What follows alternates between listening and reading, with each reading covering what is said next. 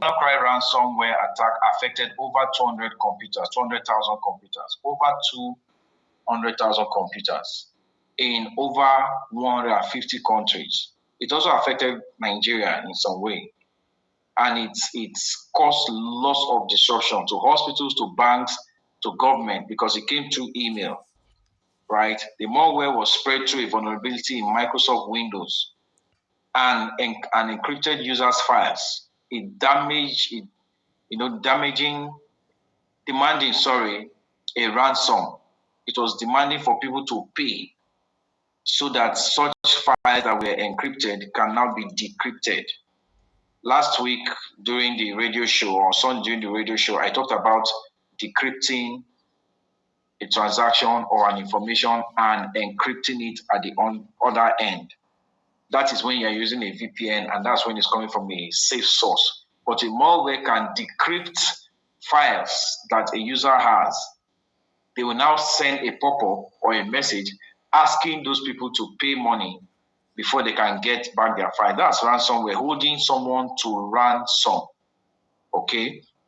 There's also a form of blackmailing that goes with ransomware on the internet, where sensitive data can be taken from a user's system and the person will be blackmailed to paying before the files are released, or they will threaten the person that those sensitive data can be released to the public. This attack cost billions of dollars because it affected multiple countries and multiple companies in those countries. Then we'll look at phishing. Phishing is very important because phishing is broad. It's a type of social engineering attack. It aims to trick users, to deceive users, to reveal, to give away sensitive information. So for instance, you go to some site and they will tell you that there's a free grant coming from federal government, but you have to put your BVN. If you take your time to check, you will discover that those websites are fraudulent. They want to steal your sensitive data. So you may ask, is it not my BVN? If they have that, what can they do? You never can tell if they have a database where they are saving all these things. Yeah. No. Any issue, please? Hello?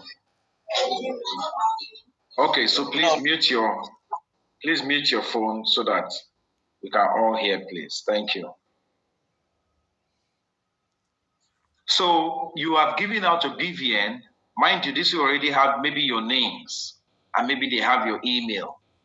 Social engineering form of attack, we follow up with that person to get the person's private or sensitive data. So if they have your BVN, they have your email, they have your name, and they have your phone number, the next thing they may want to do is get your address. By the time they get these few things, they can call your bank and request that the bank send them an OTP, a one-time password, that they just misplaced their phone or something. And because the bank does not see faces, the bank sees numbers. That's something we must know. Your bank does not know you. Your bank knows your account number. So when a number calls and mentions name or account number and say that they want to recover their account details, the bank will forward it to the number that is there. A one-time password can go to that temporary phone number, and before you know, your account details have been swapped to another person, and that person can use it to collect loan. You may say, oh, there's no money in my account. Nobody will be able to take money from my account. What if they use your details to apply for loan, flash loan? And the next thing, somebody starts calling you that you took a loan of 80,000. You will say when?